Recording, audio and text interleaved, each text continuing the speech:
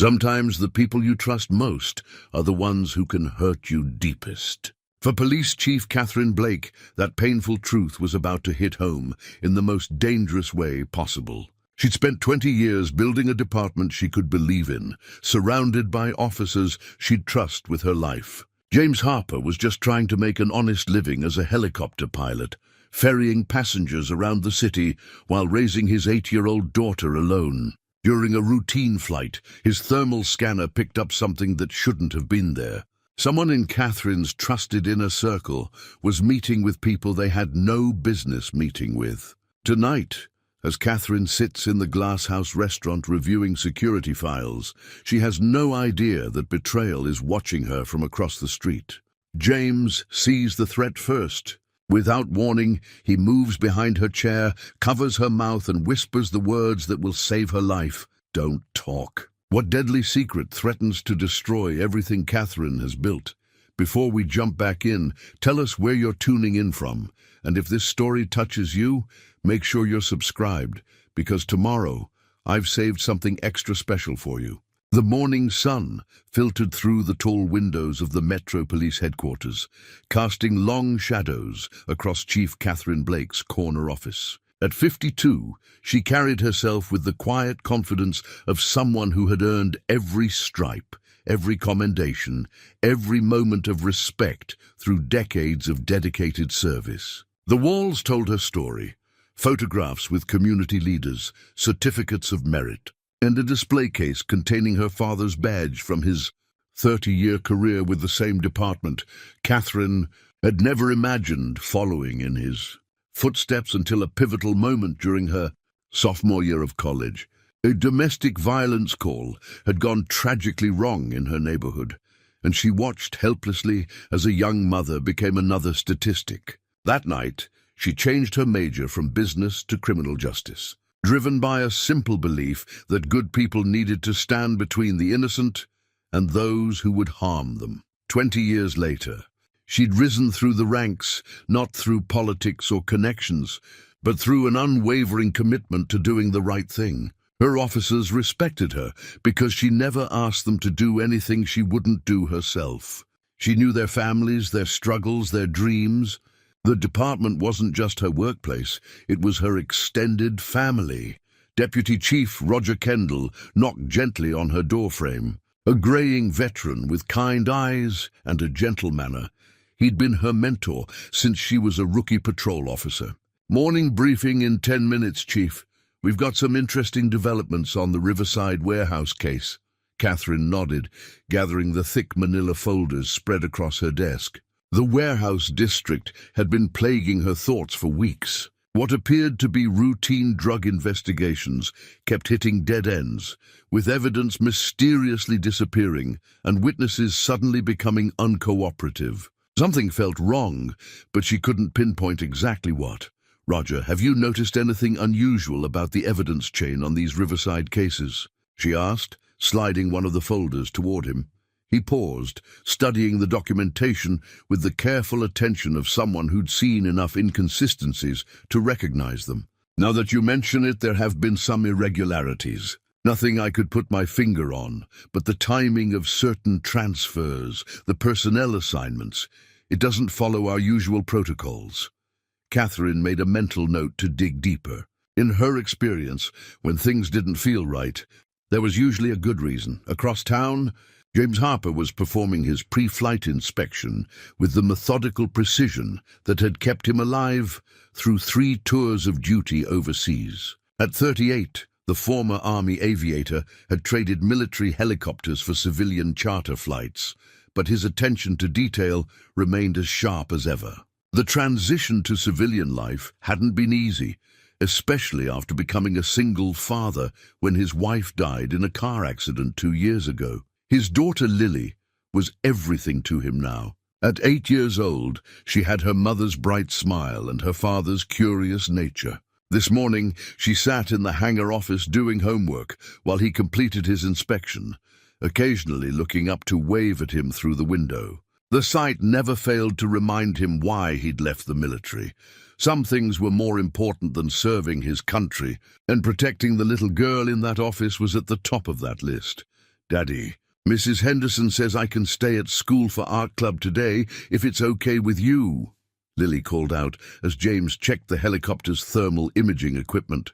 The device was standard for his charter work, primarily used for traffic monitoring and aerial photography contracts. "That sounds good, sweetheart. I should be back from my afternoon runs by 5, he replied, making a final adjustment to the thermal scanner's calibration. The equipment was military grade, far more sophisticated than what most civilian operators used, but his government contracts occasionally required the enhanced capabilities. James had built his small charter business on reliability and discretion. His clients ranged from news stations needing aerial footage to real estate developers surveying properties. The work paid well enough to support Lily and himself, and it kept his flying skills sharp. Most importantly, it allowed him to be present for his daughter in ways his military service never had. The Glass House restaurant occupied the 32nd floor of the Meridian building, its floor-to-ceiling windows offering a panoramic view of the city. Catherine had chosen this location for her security briefings because the open environment made surveillance difficult, and the white noise of conversation provided natural cover for sensitive discussions. She arrived 15 minutes early, as was her habit, claiming a corner table that afforded her a clear view of both the elevator bank and the restaurant's main entrance. The afternoon sun created a warm ambiance, and the lunch crowd provided the perfect backdrop for what appeared to be a casual business meeting. Catherine spread her files methodically across the table, each document representing hours of investigation into what was becoming a troubling pattern. The Riverside cases were just the beginning.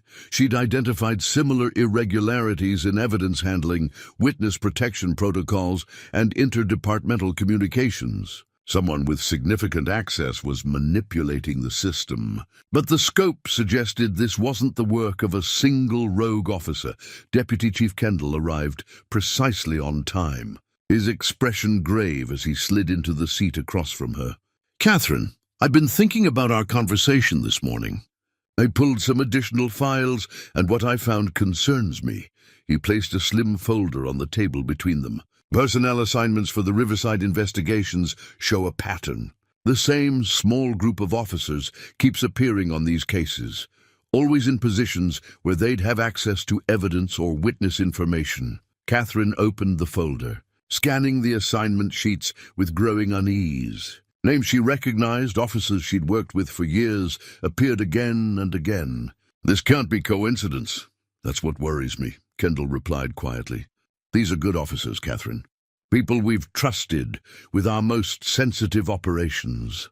Neither of them noticed the figure across the street, partially concealed behind a newspaper stand, speaking quietly into a cell phone.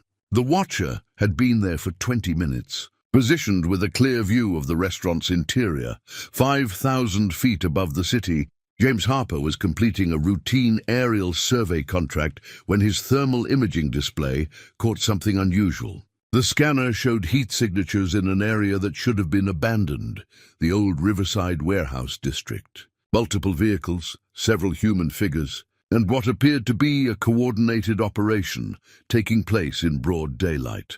James adjusted the scanner's focus, his military training automatically cataloging what he observed. Police vehicles, but not in any official capacity he recognized. The heat signatures suggested at least 8 individuals moving with purpose through a structure that was supposed to be empty. Something cold settled in his stomach as he realized what he might be witnessing. The professional in him wanted to document everything, while the father in him wanted to fly away and pretend he'd seen nothing. But 20 years of military service had taught him that some things couldn't be unseen or ignored. He reached for his camera. The thermal scanner's display painted the warehouse in stark orange and red heat signatures that made James's blood run cold. What he was witnessing through his helicopter's advanced imaging system defied every protocol he understood about police operations. 7 figures moved through the abandoned structure with military precision, while 3 police cruisers sat positioned as perimeter security. but there was no official operation scheduled for this sector. James had spent enough time coordinating with law enforcement during his military service to recognize the difference between legitimate operations and something else entirely. This had all the hallmarks of the latter. He adjusted the scanner's resolution, capturing clear thermal images of the license plates below. Two of the vehicles belonged to the Metro Police Department, but their positioning suggested concealment rather than official presence. Through his headset, he could hear routine radio chatter from the police dispatcher. Nothing about any operation in the Riverside district. James felt the familiar knot in his stomach that had served him well during his tours overseas. The instinct that warned him when situations weren't what they appeared to be. He activated his flight recorder and began documenting everything. The figures inside the warehouse were exchanging what appeared to be large containers with individuals who definitely weren't law enforcement. The thermal signatures showed weapons on both sides, but this wasn't a raid or an arrest operation. This was a transaction. One of the police officers turned toward the vehicles, and James caught a clear thermal profile. Even from 5,000 feet, the body language and movement patterns were distinctive enough that he might be able to identify the individual later. He captured multiple images, his military photography training ensuring he documented angles, timestamps, and positional data. The entire operation took less than 20 minutes. James watched as the non-police individuals departed in unmarked vehicles, while the officers secured whatever had been exchanged and prepared to leave themselves. But instead of heading toward headquarters or any official facility, the police vehicles split up and disappeared into different areas of the industrial district. James's hands were steady on the controls, but his mind was racing. He'd just documented what appeared to be police involvement in illegal activity, and he had no idea who he could trust with the information. The thermal images were clear enough to be used as evidence, but approaching the wrong person could put both him and Lily in danger. As he guided his helicopter back toward the city center, James made a decision that would change everything. He needed to find someone in law enforcement he could trust, someone with the authority to investigate what he'd witnessed. Chief Catherine Blake had a reputation for integrity that even the cynics respected. If anyone could be trusted with this information, it would be her, but approaching her directly seemed dangerous. He needed to observe her first, to assess whether she might be involved in whatever conspiracy he'd stumbled upon. The Glass House restaurant was known to be one of her regular meeting places. If he could watch her interactions, he might be able to determine if she was part of the problem or the solution. That evening, James arranged for Lily to stay with her best friend's family, telling them he had an emergency charter flight. He positioned himself across from the Glass House with a clear view of the restaurant's interior, using a telephoto lens to observe Catherine's meeting with Deputy Chief Kendall. For 2 hours, he watched their body language, their interactions, the documents they shared. Everything about their conversation suggested genuine concern and legitimate investigation. When Catherine opened a folder and her expression shifted to one of obvious shock and dismay, James felt reasonably confident that she wasn't part of whatever he'd witnessed at the warehouse. But as he prepared to leave his observation post, movement in his peripheral vision caught his attention. 3 men in dark clothing had taken positions around the restaurant building. They moved with professional precision, coordinating their positions through subtle hand signals that James recognized from his military experience. These weren't police officers. They were operators, and they were positioning themselves for what looked like a coordinated assault on the restaurant. James felt time compress around him as he realized that Chief Blake was about to walk into a trap, and he was the only person in position to warn her.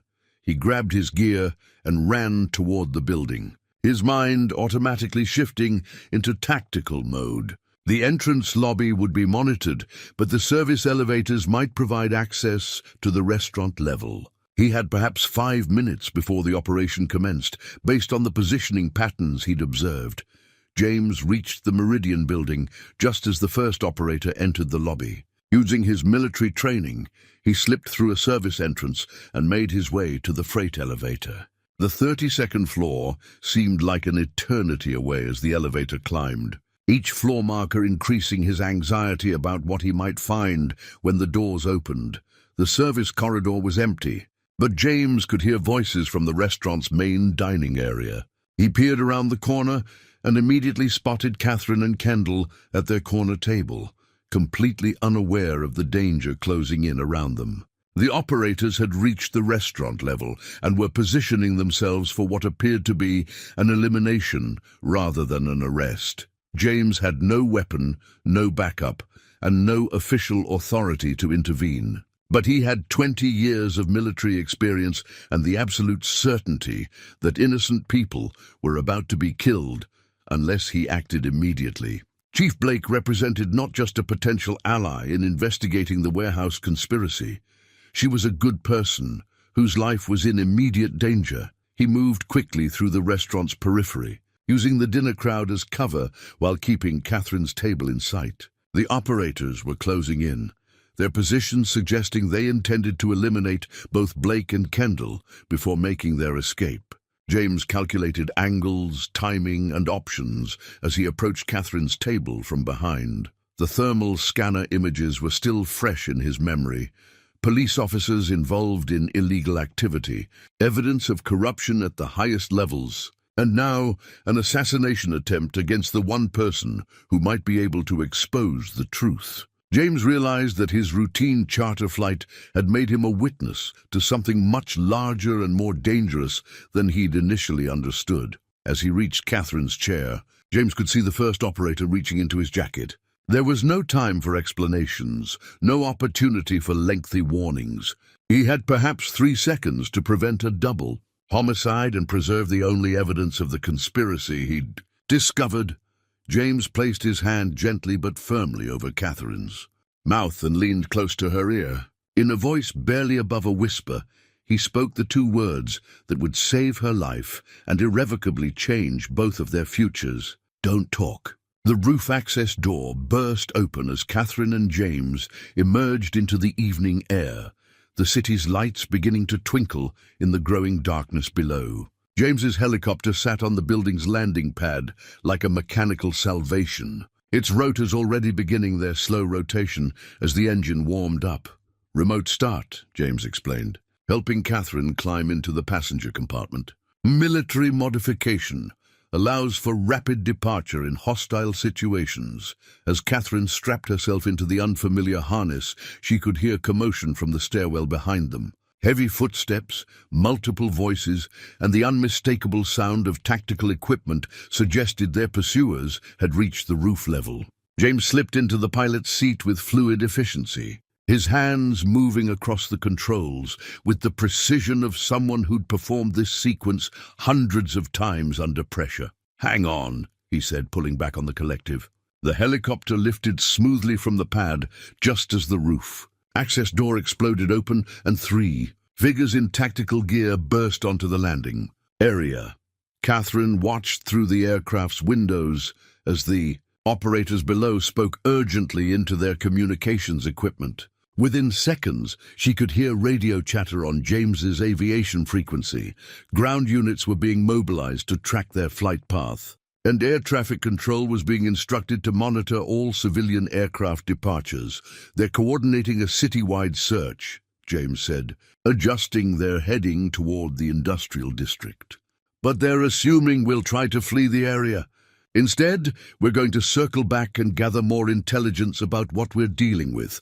Catherine's police radio, though turned off, sat silent in her equipment belt, like a reminder of everything she'd lost in the span of 30 minutes. Her entire career, her department, her life, all of it now existed on the other side of an invisible line she'd crossed when she climbed into James's helicopter. "Chief Blake," James said, his voice steady despite the gravity of their situation, "I need you to understand something. The operation I witnessed at the warehouse wasn't small-time corruption. The coordination, the resources, the willingness to eliminate a police chief. This is organized crime with deep penetration into your department. Catherine studied the thermal imaging display in front of her, watching the heat signatures of the city pass below. How deep do you think the penetration goes? Deep enough that they knew about your investigation before tonight, James replied. Someone with access to your schedule, your meeting locations, your case files. This wasn't a reactive operation. They were planning your elimination. The helicopter banked toward the Riverside district, and Catherine could see the warehouse where James had witnessed the initial transaction. From the air, the building appeared abandoned, but the thermal scanner revealed recent activity. Vehicles had been there within the last few hours, and the ground showed heat retention patterns consistent with heavy equipment. There, James pointed to a cluster of thermal signatures near the warehouse's loading dock. 3 vehicles, approximately 8 individuals. They're still conducting operations. Catherine leaned forward to study the display more carefully. Can you get us close enough to identify the vehicles without being detected? Military-grade thermal imaging works both ways, James explained. We can see them, but they can also detect our heat signature if they have the right equipment. However, I can mask our approach using the industrial cooling towers for cover. As they descended toward the warehouse district, Catherine's mind catalogued everything she'd observed about the conspiracy. The pattern of evidence tampering, the specific officer assignments, the timing of their meeting interruption. Someone had been monitoring her investigation and planning countermeasures. James, the people trying to kill us, they're not just protecting a drug operation or money laundering scheme. They're protecting something big enough to justify murdering a police chief. Agreed, James said, maneuvering the helicopter behind a series of industrial structures that blocked their approach from ground observation. And they're confident enough in their protection to operate openly in broad daylight. Through the thermal scanner, they watched the figures below loading material into vehicles with methodical efficiency. Catherine recognized the tactical formation. This wasn't random criminal activity, but a coordinated operation with multiple security layers and escape routes. Can you record this? She asked. Already am, James confirmed. Time-stamped, GPS-coordinated, multiple angles. If we survive this, you'll have everything needed for a federal investigation. The word "if" hung in the air between them like a sobering reminder of their precarious situation. Catherine had gone from investigating corruption to becoming a fugitive in less than an hour, and the people hunting them had resources that extended throughout her department. My daughter, James said quietly, his voice carrying a weight that Catherine recognized. She's staying with friends tonight. But if they identify me, they won't hurt a child, Catherine interrupted, though even as she said it, she realized how naive that sounded given what they'd already witnessed. Chief Blake, these people just tried to assassinate a police chief in a public restaurant. I don't think they have many ethical boundaries. Catherine felt the crushing weight of responsibility settle on her shoulders. Not only had her investigation put her own life in danger, but it had also endangered an innocent pilot and his daughter. The scope of the conspiracy was larger than anything she'd imagined, and the resources available to their enemies seemed limitless. We need allies, she said finally. People outside the department who can be trusted with this evidence. Federal agents? James suggested maybe, but first we need to understand how deep this goes. If there's corruption in my department, there might be corruption anywhere. Below them, the warehouse operation concluded as quickly as it had begun. Vehicles dispersed in different directions, their thermal signatures fading as they moved beyond the scanner's range. Catherine and James were left hovering above an empty building with evidence of criminal activity, but no immediate targets for investigation. Where do we go now? Catherine asked. James checked his fuel gauge and flight computer. I have a private hangar outside the city limits. It's not registered under my current business name, so it should be safe for a few hours while we plan our next move. As they flew toward temporary sanctuary, Catherine realized that her old life was over. Whatever emerged from this conspiracy, she would never again be the respected police chief who'd started this day reviewing routine case files. The question now was whether she'd live long enough to expose the truth or become another casualty of whatever corruption had infected her department. The private hangar sat 40 miles outside the city limits, tucked away in a rural airfield that served primarily crop dusters and weekend flight enthusiasts. James guided his helicopter through the growing darkness, using terrain features to mask their approach from any potential surveillance aircraft. Catherine watched the flight navigation computer display their route, noting how James avoided all major flight corridors and maintained radio silence throughout their journey. "This hangar was my father's," James explained as they touched down inside the weathered metal building. He ran aerial photography services for agricultural clients before he retired. The registration is still under his business name, which hasn't been active for 5 years. Catherine climbed out of the helicopter on unsteady legs, the adrenaline of their escape finally beginning to wear off. The hangar smelled of motor oil and decades of aviation fuel, with tools and equipment arranged along the walls in the methodical order of someone who understood that proper maintenance meant the difference between life and death. "We should have a few hours before anyone thinks to check rural airfields," James continued, activating overhead lights that illuminated the space in harsh fluorescent clarity. "But we need to use that time wisely." Catherine pulled out her secure laptop, one of the few pieces of equipment she'd managed to grab during their hasty escape. "I've been investigating irregularities in evidence handling for weeks. What I thought was isolated corruption might be part of something much larger." As her computer booted up, James retrieved a military-grade tablet from his flight bag. The device contained encrypted copies of all the thermal imaging data he'd collected, along with flight records and timestamps that would establish the credibility of his evidence. "Show me what you witnessed at the warehouse," Catherine said, settling into a metal folding chair beside a workbench that James had cleared for their use. James activated the thermal imaging playback, and Catherine watched the recorded footage with growing alarm. The operation she saw wasn't the random drug deal or money laundering scheme she'd initially suspected. The level of coordination, the military-style precision, and the involvement of multiple police vehicles suggested something far more organized and dangerous. "These heat signatures," she said, pointing to the display. "How many individuals can you definitively identify as police officers?" "At least 4, James replied, adjusting the image resolution, "based on equipment profiles and movement patterns consistent with law enforcement training. But the concerning part is how they interact with the non-police participants. This isn't an undercover operation, it's a partnership." Catherine cross-referenced the timestamp with her department's duty rosters, her expression growing darker as she identified which officers would have been off-duty during the warehouse meeting. 3 names stood out, all of them assigned to cases involving the Riverside district within the past 6 months. "Officers Peterson, Kowalski, and Rivera," she said quietly. "All of them have exemplary records, commendations for bravery, families in the community. If they're involved in this conspiracy, it means the corruption has infected officers I trusted completely." James studied her face, recognizing the particular pain of professional betrayal.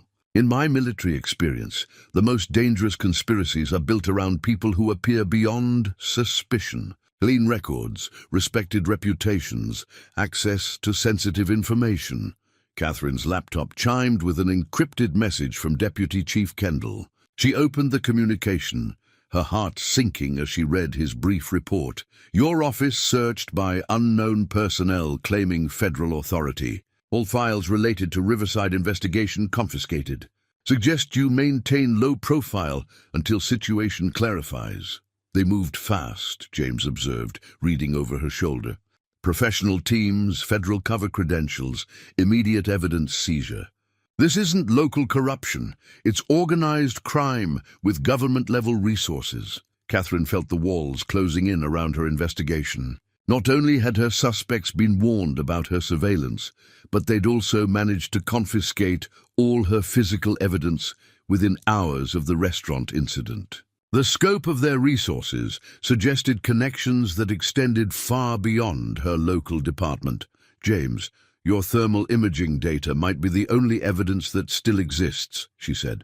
Everything else has been compromised or confiscated, which makes us extremely valuable witnesses, James replied grimly, and extremely dangerous targets. Catherine's phone buzzed with a text message from an unknown number. Chief Blake, we have your pilot's daughter. Cease all investigation activities and surrender yourself at the Riverside warehouse within 2 hours, or the child will be harmed. Come alone. James read the message over her shoulder, his face going white with terror and rage. Lily, he whispered, his hands trembling as he reached for his own phone to call his daughter's temporary guardians. The call went straight to voicemail. James tried the school, the aftercare program, even the parents of Lily's friends. Every number he called either didn't answer or claimed they hadn't seen her since school ended. Catherine watched the color drain from his face as the reality of the situation settled in. They have her, he said, his voice hollow with despair. My 8-year-old daughter is being held hostage because I witnessed their warehouse operation. Catherine felt her professional instincts warring with her human compassion. The tactical part of her mind recognized this as a classic intimidation technique designed to force their surrender. But the mother in her, she'd lost her own child years ago to cancer, understood James's panic on a visceral level. We can't just surrender, she said carefully. If they're willing to kidnap a child, they won't hesitate to kill all 3 of us once they have what they want. And if we don't surrender, they'll hurt her, James replied, his military training fighting against paternal desperation. She's 8 years old, Catherine. She's everything I have left.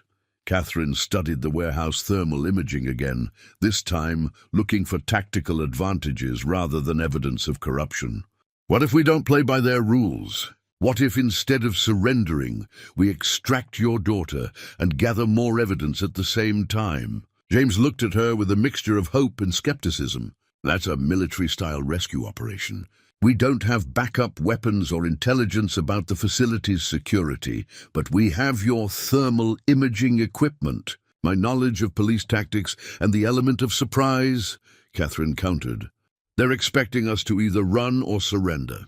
They won't be prepared for an assault. James was quiet for several minutes, weighing impossible choices between his daughter's immediate safety and their long-term survival. Finally, he activated his helicopter's weapons systems, modifications that weren't standard on civilian aircraft, but had been authorized for his government contract work. If we're going to do this, he said quietly, we need to do it right. One chance, maximum impact, no room for error. James opened a military-style equipment locker that Catherine hadn't noticed during their initial arrival at the hangar. Inside, arranged with the precision of someone who understood that proper preparation saved lives, was an array of tactical gear that spoke to his specialized background. Night vision equipment, communication devices, protective armor, and weapons that were definitely not standard civilian issue. Delta Force. 3 tours, James said quietly, noting Catherine's surprised expression. I wasn't just a transport pilot. I was part of special operations units that required, let's say, enhanced skill sets. Catherine felt a surge of hope as she realized their situation might not be as hopeless as she'd initially thought. What kind of enhanced skill sets? Close quarters combat, tactical assault, hostage rescue, James replied, his demeanor shifting from desperate father to trained operator. The kind of missions that officially never happened, in places that aren't supposed to exist. He pulled out a tablet containing detailed satellite imagery of the Riverside warehouse district, apparently updated within the last few hours. Catherine recognized the thoroughness of military intelligence. Gathering, James had been planning for this. Possibility, since they'd first observed the warehouse. Operation, I've been conducting surveillance on this facility for the past week, James explained, spreading the satellite images across the workbench. Multiple entry points, security camera locations, guard rotation patterns, and vehicle access routes. What started as curiosity about police involvement became operational planning when I realized the scope of what we were dealing with. Catherine studied the imagery with growing respect for James's tactical acumen. You've been planning a one-man assault on a fortified criminal operation? I've been planning for the possibility that my daughter might become a target, James corrected. In my experience, the best way to protect someone is to eliminate the threat rather than hide from it. The warehouse complex was larger than Catherine had realized from their aerial observations. Multiple buildings, extensive underground facilities indicated by ventilation systems, and defensive positions that suggested the occupants expected potential assault. But James had identified weaknesses, blind spots in the security coverage, structural vulnerabilities, and approach routes that would minimize their exposure. The thermal imaging from my helicopter shows they're holding someone in the northeast building, James said, pointing to heat signatures that appeared separate from the main operational areas. Based on the isolation and the guard pattern, that's likely where they're keeping Lily. Catherine felt her police instincts engaging as she studied the tactical situation. How many hostiles are we looking at? 12 to 15 based on vehicle capacity and thermal signatures, James replied. Mix of criminals and corrupt officers, all armed, some with military-grade equipment. But they're not expecting an assault. They think they have us cornered. Catherine reached into her equipment bag and retrieved her service weapon, checking the magazine with practiced efficiency. What's our insertion plan? James looked at her with surprise and concern. Catherine, this isn't a police operation. This is military-style hostage rescue with significant probability of casualties. You don't have the training for this kind of engagement. I have 20 years of police experience, weapons training and tactical knowledge, Catherine replied firmly. More importantly, I have a stake in stopping these people that goes beyond rescuing your daughter. They've destroyed my career, corrupted my department, and tried to kill me. I'm not sitting this out.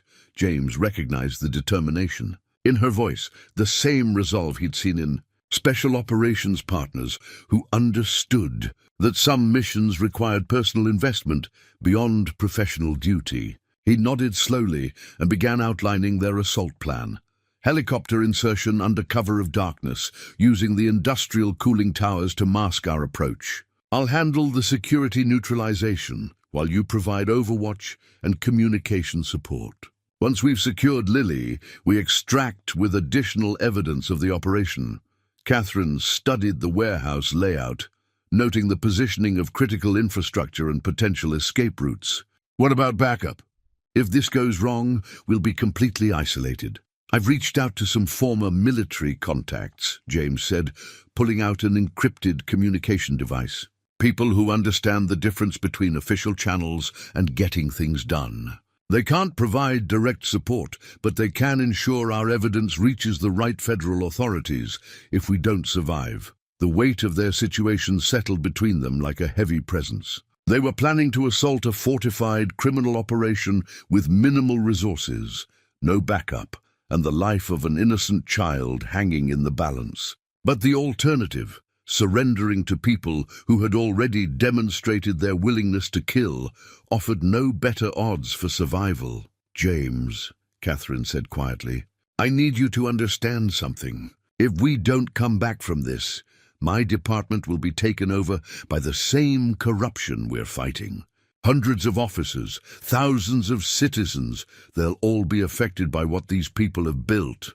And if I don't get my daughter back safely, none of the rest of it matters, James replied. She's the only family I have left, Catherine nodded, understanding the impossible balance between personal stakes and professional duty. Then we make sure we succeed at both. James activated his encrypted communications and sent a brief message to his military contacts.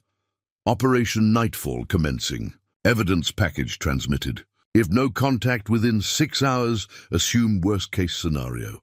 As they prepared their equipment and reviewed the assault plan one final time, Catherine found herself reflecting on how dramatically her life had changed in the span of a few hours. This morning, she'd been a respected police chief investigating routine corruption.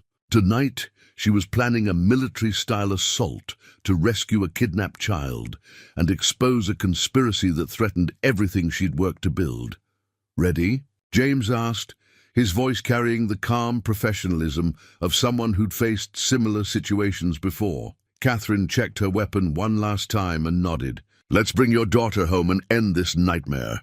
As Catherine uploaded the warehouse surveillance data to her secure laptop for analysis, her facial recognition software began processing the thermal images with enhanced clarity algorithms. What appeared as anonymous heat signatures to the naked eye resolved into identifiable profiles when cross-referenced with her department's personnel database. The results that populated her screen made her blood run cold.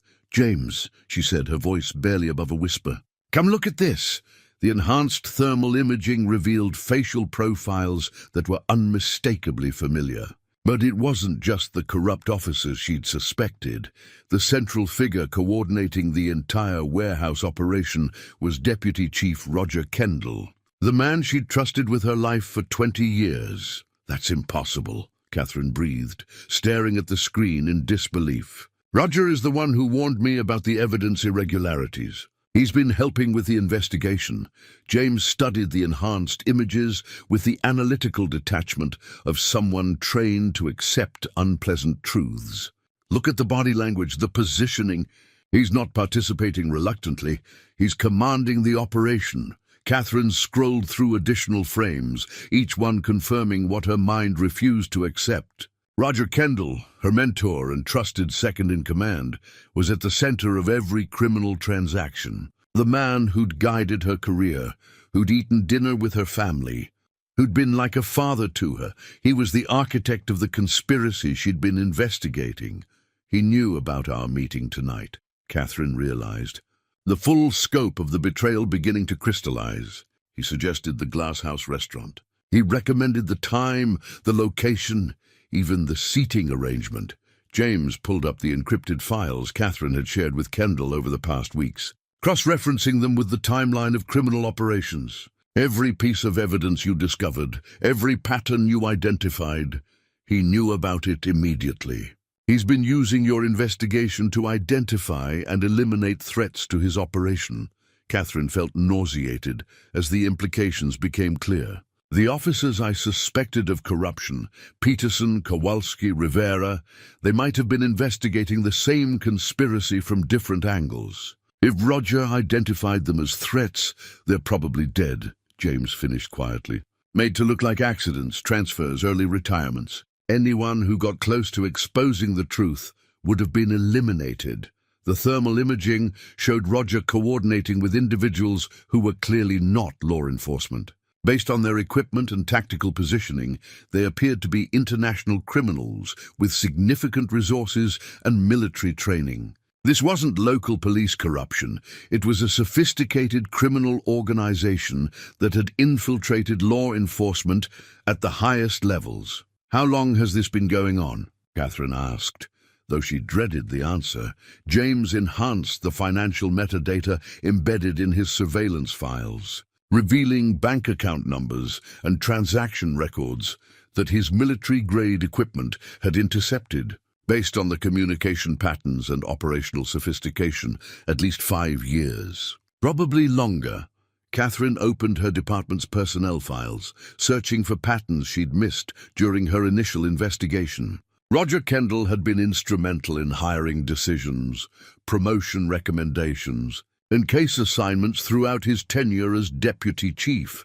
Looking at the data with fresh eyes, she could see how he'd systematically placed allies in key positions while marginalizing potential threats. "He built this from the inside," she said. "The professional admiration mixing with personal devastation. Every reform I tried to implement, every improvement in procedures and oversight, he was there to guide the changes in directions that served his purposes." James activated his encrypted communication device and showed Catherine a message he'd intercepted during their flight to the hangar. Blake neutralized. Pilot identified as Harper James, former Delta Force. Daughter in custody. "Proceed with federal evidence destruction. The message is from Roger," James said grimly. He's coordinating the entire response to our escape. The federal agents who confiscated your files, the assassination attempt at the restaurant, the kidnapping of my daughter. He's orchestrating all of it. Catherine felt 20 years of professional relationships and personal trust crumbling around her. Every major case, every important decision, every moment of career advancement, Roger had been there, guiding and supporting her while secretly undermining everything she believed in. The Riverside warehouse isn't just a meeting location, Catherine realized, studying the building's layout with new understanding. It's the operational headquarters for a criminal organization that's been using police resources to facilitate international crime. James pulled up additional surveillance data showing the warehouse's true purpose: money laundering, weapons trafficking, human trafficking. The thermal signatures indicate industrial-scale criminal operations. Your police department has been providing security, intelligence, and operational support for one of the largest criminal enterprises on the East Coast. Catherine's secure laptop chimed with an incoming message from Roger. Catherine, I've been trying to reach you since the restaurant incident. We have federal agents asking questions about your investigation. I'm concerned about your safety. Please contact me immediately so we can coordinate a response. The message was perfectly crafted, concerned, supportive, offering exactly the kind of help that Catherine would normally have accepted without question. But now she could see the manipulation, the careful phrasing designed to determine her location and status. He doesn't know we've identified him, Catherine said. He's still playing the role of concerned mentor, trying to locate us for elimination. James began plotting assault routes on the warehouse complex with renewed urgency. If Roger is coordinating the operation, he'll have access to all our communications, our personnel files, our tactical capabilities. He knows everything about how we think and operate. Catherine stared at the thermal images of her mentor, commanding criminal operations, feeling the weight of personal betrayal crushing down on her. James, my entire career has been built on lies. Every case I solved, every promotion I earned, every moment of professional pride, he was controlling all of it. The question now, James said quietly, is whether we can use his overconfidence against him. He thinks he knows us, but he's never seen us working together. He's never faced the combination of your police expertise and my military training. Catherine closed the laptop and reached for her tactical gear with new determination. Then let's show him what he doesn't know about us. Let's rescue your daughter and destroy everything he's built. As they prepared for their assault on the warehouse complex, Catherine realized that this was no longer just about exposing corruption or rescuing a kidnapped child. This was about confronting 20 years of manipulation and betrayal and ensuring that Roger Kendall's criminal empire died with him. The pre-dawn darkness provided perfect cover as James and Catherine conducted their final reconnaissance of the warehouse complex. Using military-grade night vision equipment, they observed guard rotations, vehicle movements, and communication patterns from a concealed position half a mile from the target facility. Roger Kendall's operation was more extensive than either of them had initially realized. 12 external guards rotating every 2 hours. James whispered, updating their tactical assessment. Heavy weapons positioned at 3 choke points, and what appears to be a command center in the main building's upper level. Catherine studied the complex through her night vision scope, noting the professional positioning and equipment that spoke to military-level training.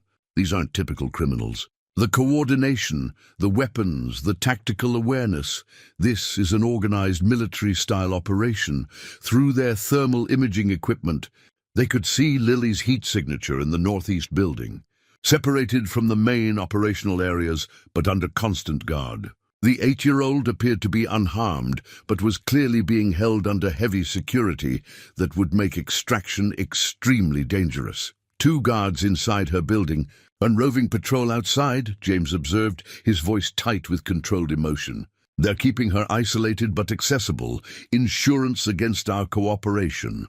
Catherine activated her encrypted communication device and composed a message designed to manipulate Roger's expectations. Roger, James, and I are prepared to surrender in exchange for the child's safety. We'll arrive at the warehouse in 1 hour. Please ensure no harm comes to the girl." The response came within minutes. "Catherine, I'm relieved you're safe. Bring the thermal imaging evidence and surrender peacefully. The child will be released unharmed once we have confirmation that no additional copies of the surveillance data exist." James read the message with grim satisfaction. He's positioning himself as our savior while coordinating our elimination. Classic manipulation. He probably believes his own performance. They had spent the previous 4 hours preparing for an assault that would require precision timing, overwhelming force, and flawless execution. James's military experience provided the tactical framework, while Catherine's knowledge of police procedures helped them anticipate Roger's countermeasures. "Insertion Plan Alpha," James said, reviewing their approach route one final time. "Helicopter fast rope insertion onto the northeast building, neutralize guards securing Lily. Establish defensive position while you coordinate evidence transmission to federal authorities." Catherine checked her tactical communication equipment, ensuring their encrypted channels remained secure from Roger's interception capabilities. Evidence package is uploaded to 3 separate federal databases with automatic transmission triggers. If we don't check in every 30 minutes, everything we've discovered gets released simultaneously. The weight of their situation pressed down on both of them as they prepared for what might be their final mission. Catherine was about to assault a facility commanded by the man who'd shaped her entire career, while James was risking everything to rescue the daughter who represented his only remaining family. "Catherine," James said quietly as they conducted final equipment checks, "if something happens to me during the assault, get Lily out and make sure the evidence reaches the right people. She's more important than revenge against Roger." "Nothing's going to happen to either of you," Catherine replied firmly. "We've planned this operation with military precision, and Roger doesn't know we're coming. We have every tactical advantage." James activated his helicopter's stealth modifications, engine dampeners, rotor noise reduction, and heat signature masking that would make their approach nearly undetectable until they were directly over the target. The aircraft had been modified for special operations missions that officially didn't exist. And tonight, it would serve one final clandestine purpose. Roger expects us to arrive by ground vehicle. "Probably along the main access road," Catherine said, studying satellite imagery of the warehouse district. "A vertical insertion from an unexpected vector should give us several minutes of operational surprise." Through their surveillance equipment, they watched the warehouse guards maintaining routine patrol patterns that suggested confidence in their defensive positions. Roger's operation had clearly been successful for so long that they'd become complacent about external threats. "Thermal shows 23 individuals in the main complex," James reported, scanning the buildings with enhanced imaging, "but only 2 guarding Lily's location. Once we neutralize them, we can establish a defensive position and coordinate extraction." Catherine felt the familiar pre-operation tension that she remembered from her most dangerous police missions. But this was different. Tonight she wasn't operating under the authority of her badge or the protection of departmental backup. Tonight she was a rogue operator fighting to expose the corruption that had destroyed everything she'd worked to build. "James, when we get in there, Roger is going to try to manipulate me. He's going to claim he was working undercover, or that he was forced into cooperation, or that everything was justified by some larger purpose." "And?" James asked, recognizing the conflict in her voice. "And I need you to remember that he kidnapped your daughter and tried to have us both killed. Whatever he says, whatever justifications he offers, he's a criminal who's been destroying lives for years." James nodded grimly. "I won't forget." They climbed into the helicopter as the first hints of dawn began lightening the eastern sky. The assault needed to be completed before full daylight exposed their position and eliminated their tactical advantages. Roger's operation would be expecting them within the hour, but they'd be arriving 12 minutes early from an impossible direction. "Final communication check," Catherine said, activating her encrypted radio. Federal evidence package confirmed, uploaded, and ready for automatic transmission. Local law enforcement contacts have been briefed on our situation. If we don't survive this, Roger's entire network will be exposed within hours. James started the helicopter's engines, the modified rotors producing barely a whisper of sound as they lifted off from their concealed position.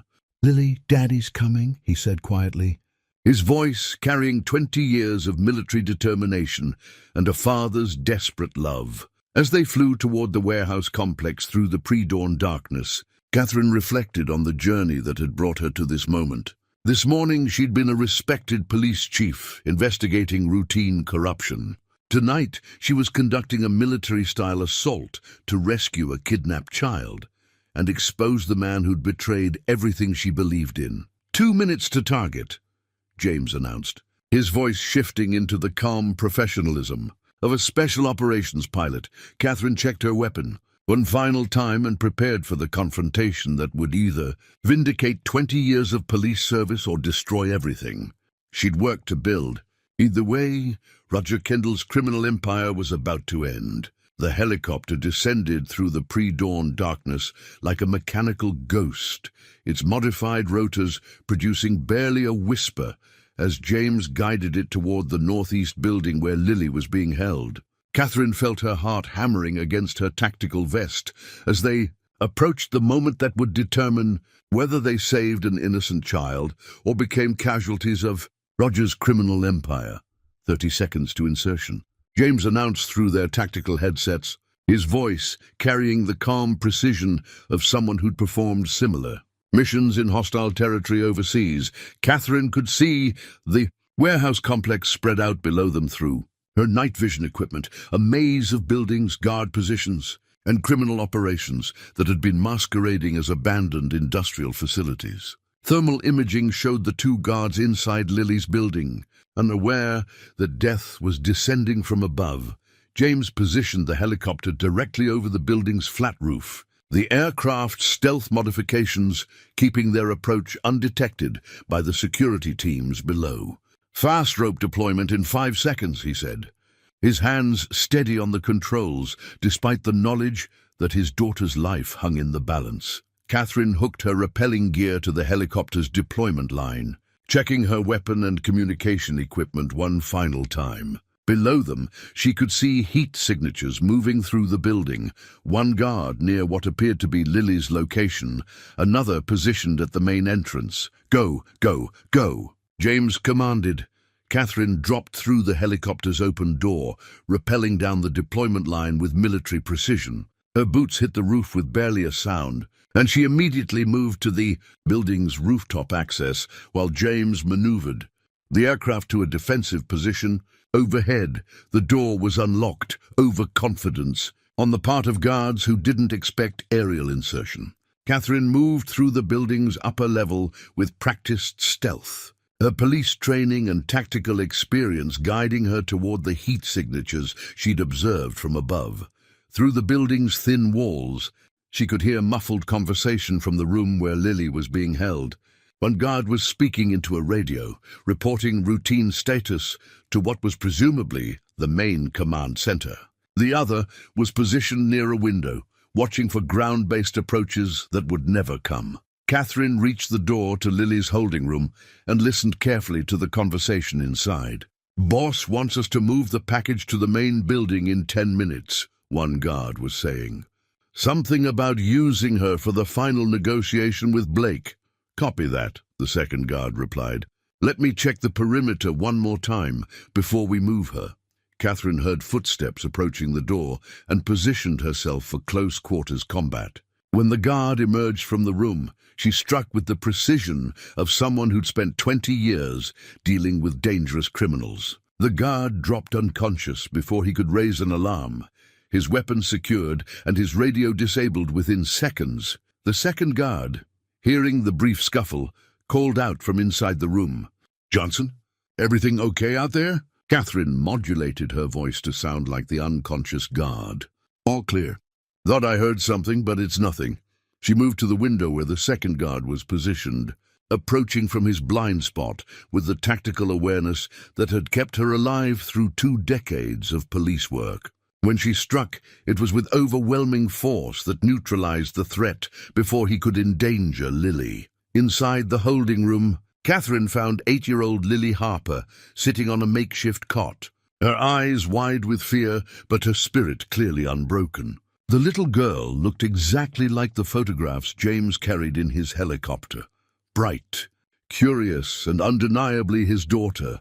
"Lily," Catherine said softly, kneeling beside the cot while keeping her weapon ready for additional threats. "I'm Catherine, and your daddy sent me to take you home." Lily's face lit up with hope and relief. "Daddy's here. Is he okay?" "He's flying the helicopter outside, and he's very worried about you," Catherine replied, helping Lily to her feet while scanning the room for additional security measures. "We need to move quickly and quietly. Can you do that for me?" Lily nodded with the seriousness of a child who understood that grown-ups sometimes faced dangerous situations. "Are the bad men going to hurt us?" "Not if I can help it," Catherine said, leading Lily toward the building's exit while maintaining radio contact with James. "Package secured." Moving to extraction point, James's voice crackled through her headset. "Copy that. Be advised, thermal shows movement in the main building. They've noticed the communication gap from your guards."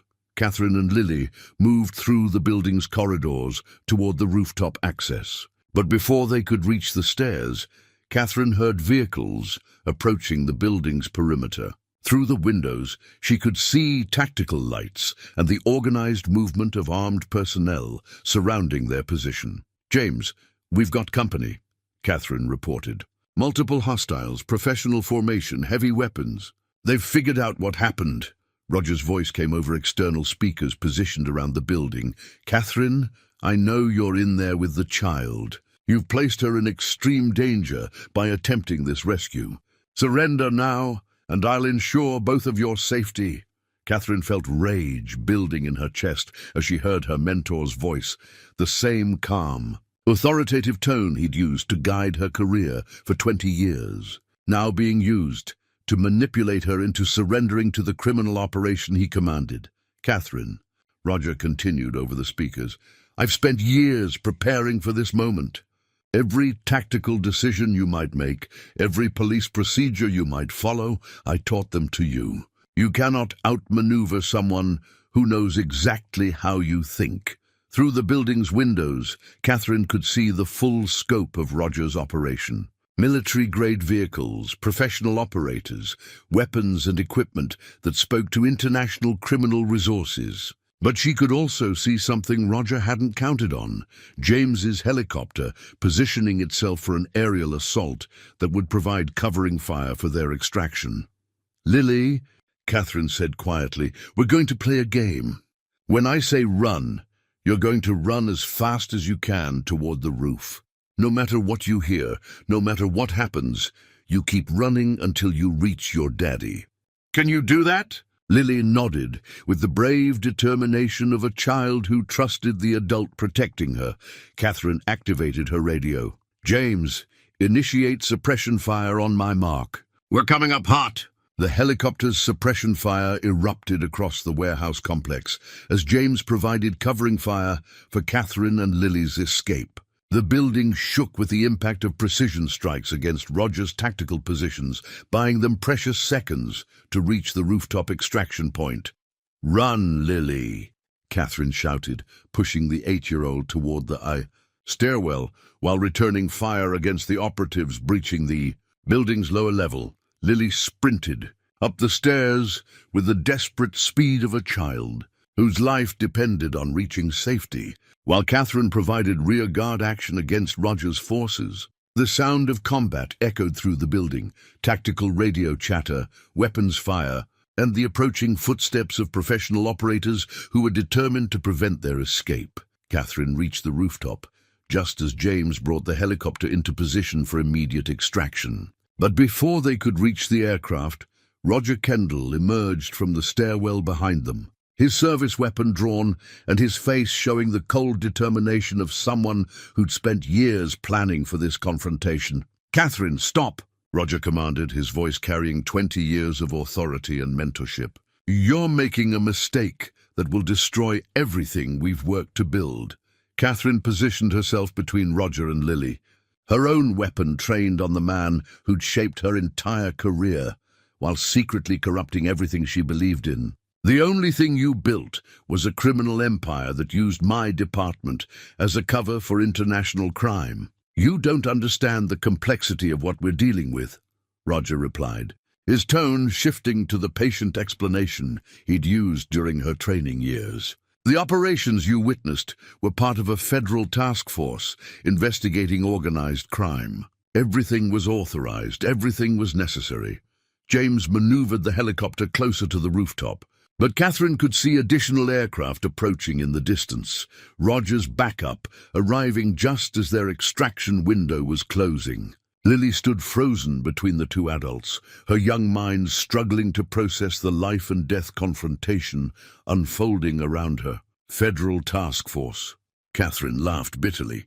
"Roger, I've seen the evidence. The money laundering, the weapons trafficking, the systematic corruption of police resources. You've been running a criminal organization for years."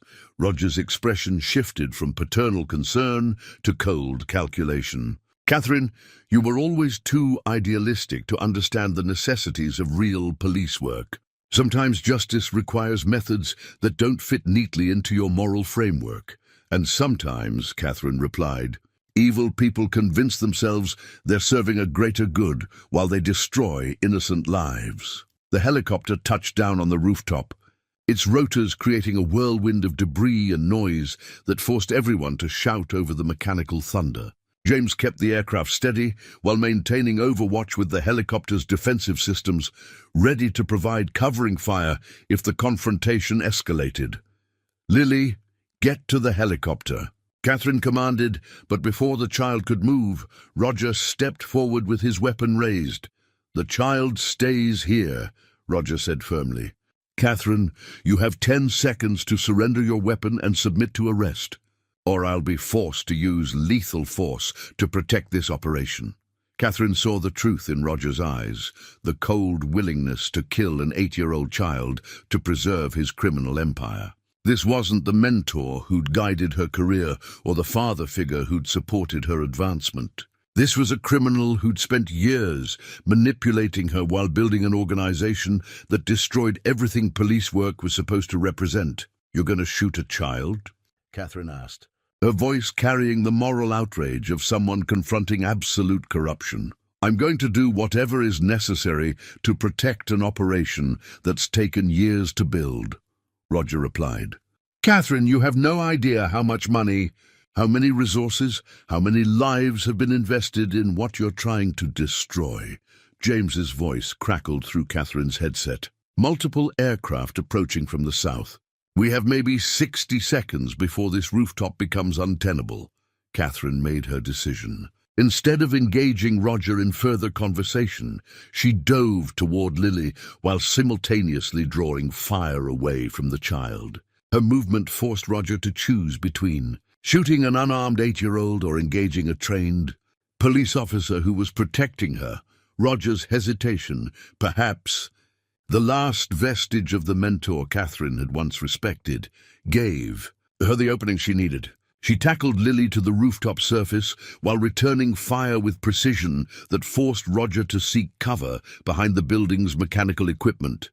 "Go, go, go," Catherine shouted, pushing Lily toward the helicopter while maintaining suppressive fire against Roger's position. James lifted off as soon as Lily was aboard, but Catherine found herself pinned down by Roger's return fire. The helicopter hovered just out of reach, its pilot torn between extracting Catherine and protecting his daughter from the additional aircraft that were rapidly approaching their position. "Catherine," Roger called out over the weapons fire, "this is your last chance.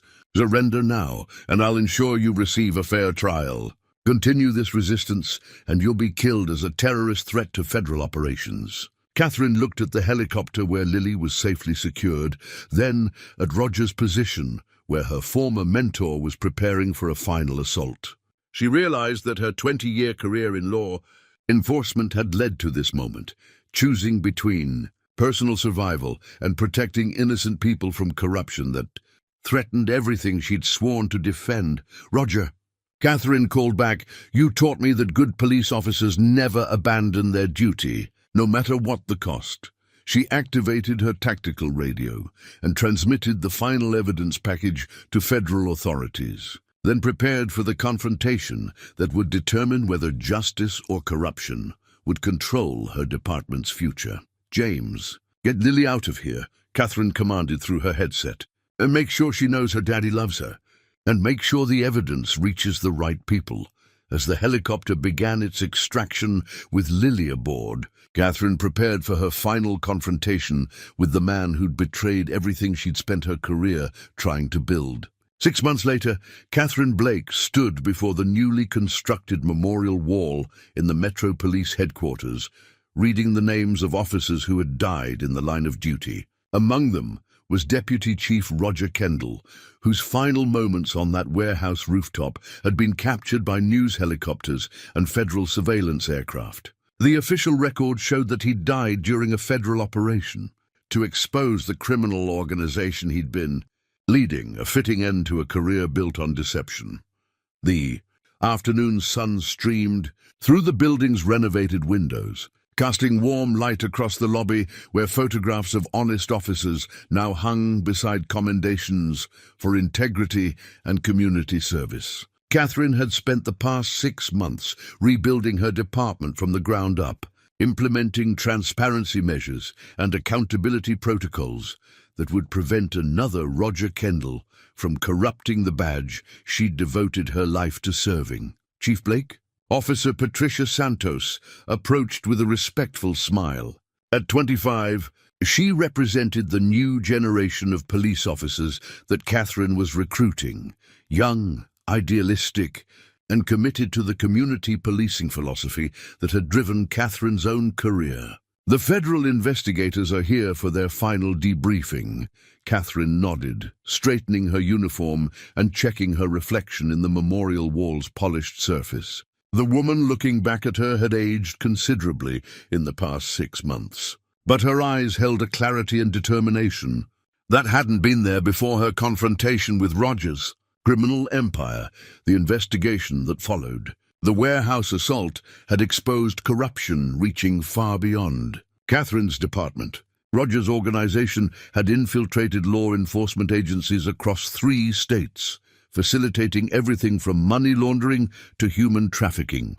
The evidence James had gathered, combined with the financial records recovered from the warehouse complex, had led to over 60 arrests and the dismantling of a criminal network that had operated for nearly a decade. Catherine walked through the headquarters building, noting the changes that had been implemented during the reconstruction period. Open floor plans replaced isolated offices, transparent case management systems had been installed, and every operation now required multiple levels of oversight and documentation. The building felt different, cleaner, more honest, more aligned with the ideals that had drawn her to police work 23 years ago. In the conference room, federal investigators were completing their final review of the case that had destroyed Roger's criminal empire.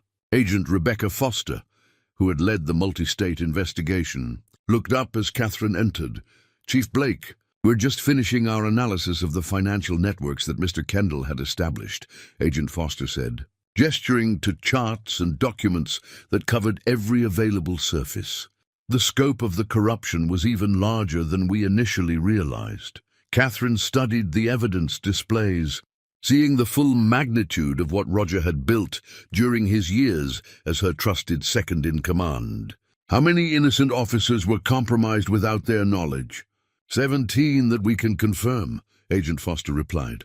"Good officers who were assigned to cases or operations that unknowingly facilitated criminal activity. Their careers and reputations have been restored, and several have requested to return to your department."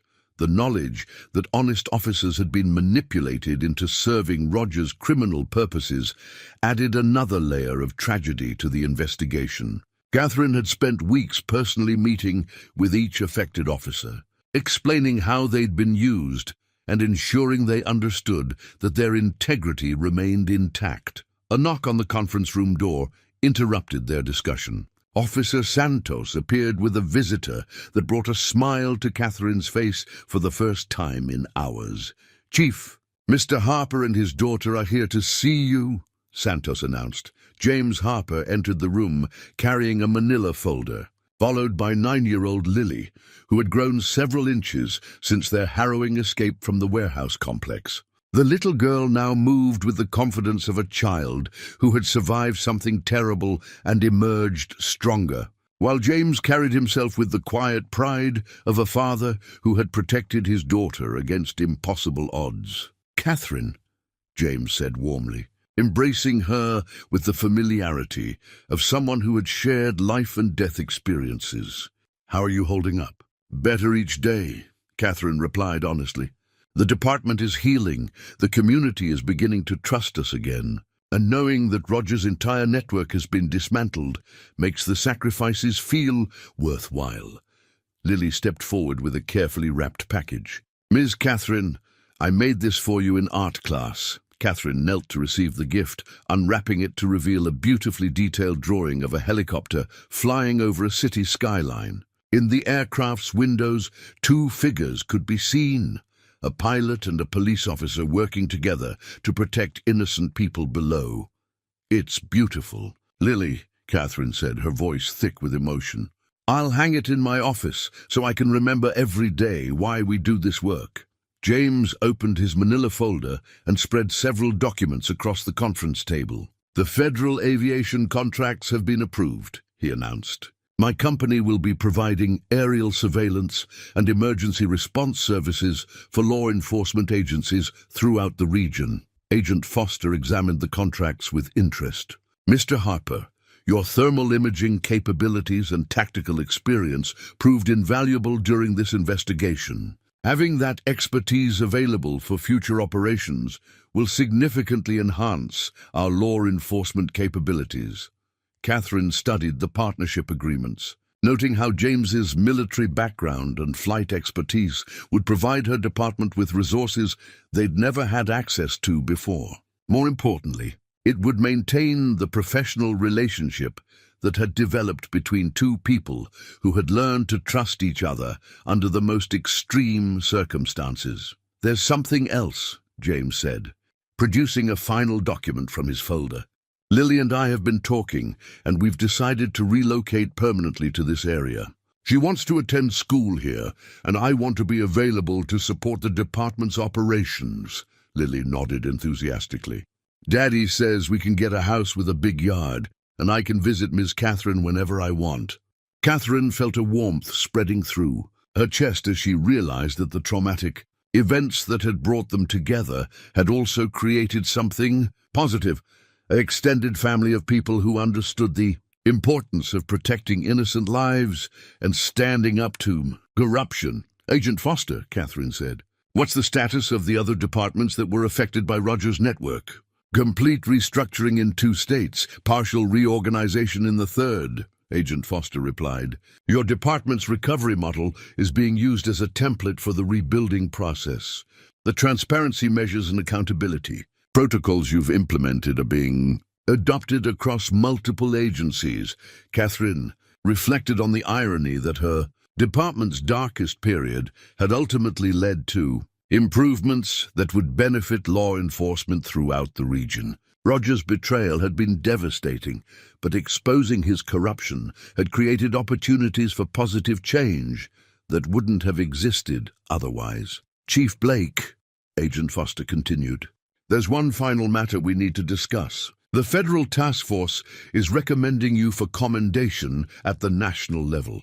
Your actions during this investigation, both the detective work that exposed the corruption and the tactical decisions that protected civilian lives, represent the highest standards of law enforcement." Catherine shook her head. "The real heroes are the honest officers who continued doing their jobs despite being surrounded by corruption they didn't know existed. They maintained their integrity when everything around them was compromised." James smiled at her response.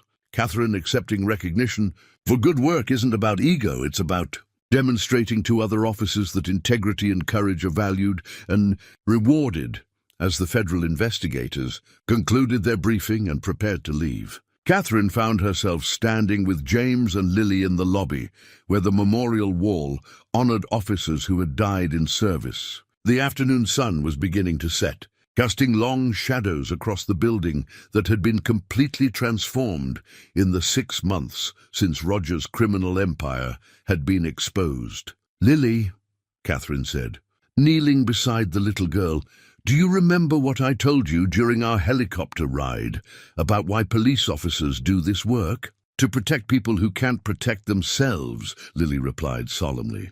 "That's right.